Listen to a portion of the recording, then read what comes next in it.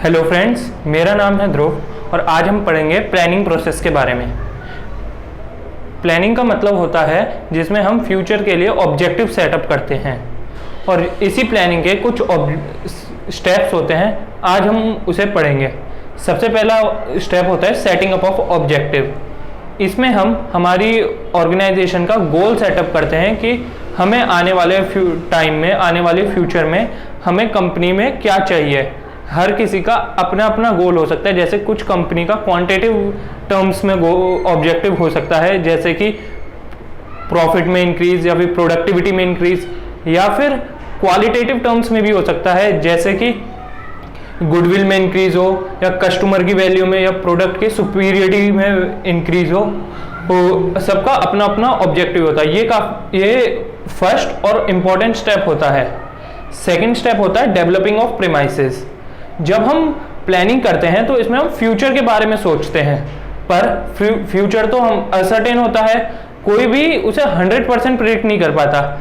इसलिए हम कुछ अजम्पशंस लेके चलते हैं जिन्हें हम प्रीमाइसेस कहते हैं। जैसे कि अगर हमारी कंपनी का मोटिव है कि हमें सॉफ्ट ड्रिंक्स बनानी है, हमें फ्रूटी बनानी है, तो फिर हम ये अजम्पशंस लेने चलेंगे कि जो हमारे मैंगो हैं वो हमें जितना चाहिए सफिशिएंट क्वांटिटी में हमें मिले। ऐसा ना हो कि हम अपने सेल्स को बढ़ाने में और प्रोडक्शन बढ़ाने में हम ज़्यादा जोर दें और फिर हमारा रॉ मटेरियल ही ना आए। ये फ्यूचर के ऊपर डिपेंड करेगा, पर हम ये अजम्पशन लेके चलेंगे कि हमारे सारे जो बाकी जो बिजनेस एनवायरनमेंट है वो नॉर्मल रहेंगे, इसलिए हम कुछ अजम्पशंस लेंगे। थर्ड स्टेप आता है identification alternative courses of action. Identification alternative courses of action में हमने जो प्लान बनाया है और जो अजम्पशंस ली है, इसके बाद हम इसमें कुछ जितने भी स्टेप्स हैं इन्हें पूरा करने में, जिस प्लान को पूरा करने में के लिए हम उन्हें आइडेंटिफाई करेंगे।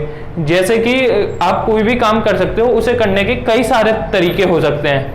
जैसे कि यहाँ से अगर मुझे रेड फोर्ट जाना है, लाल किला जाना है, तो उसके जाने के कई सारे तरीके हैं, तो हम उन्हें आइडेंटिफाई करेंगे। फिर आता है हमारा fourth step evaluating alternative of courses of action. इस स्टेप में जितने भी हमने स्टेप्स आइडेंटिफाई करें उनके प्रो और कॉन्स, नेगेटिव और पॉजिटिव एक्सपेक्ट, सारे एक्सपेक्ट हम डिस्कस करते हैं। किसमें क्या कमी है, किसमें क्या फायदा है, सारे एस्पेक्ट होते हैं। पूरा बोर्ड ऑफ डायरेक्टर और मैनेजर्स बैठते हैं ऑर्गेनाइजेशन में और वो डिस्कस करते हैं। फिर आता है हमारा fifth step selecting an alternative. इस स्टेप में हम जो ऑल्टरनेटिव को सेलेक्ट करते हैं जिससे हमारी प्रॉफिटेबिलिटी बढ़े, जो फीजेबल हो, ऐसे हम कोर्स ऑफ एक्शन को सेलेक्ट करते हैं।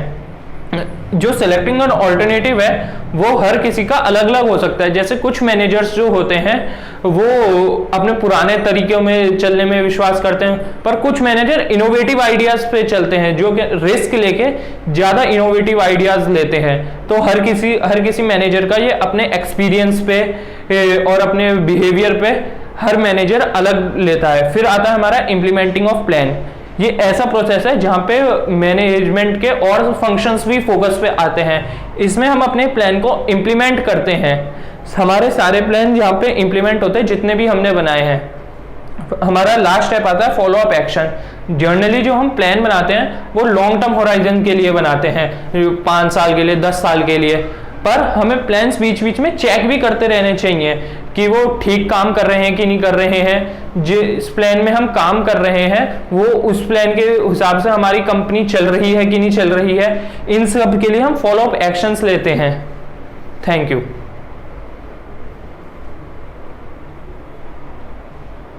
क्या लिखा है?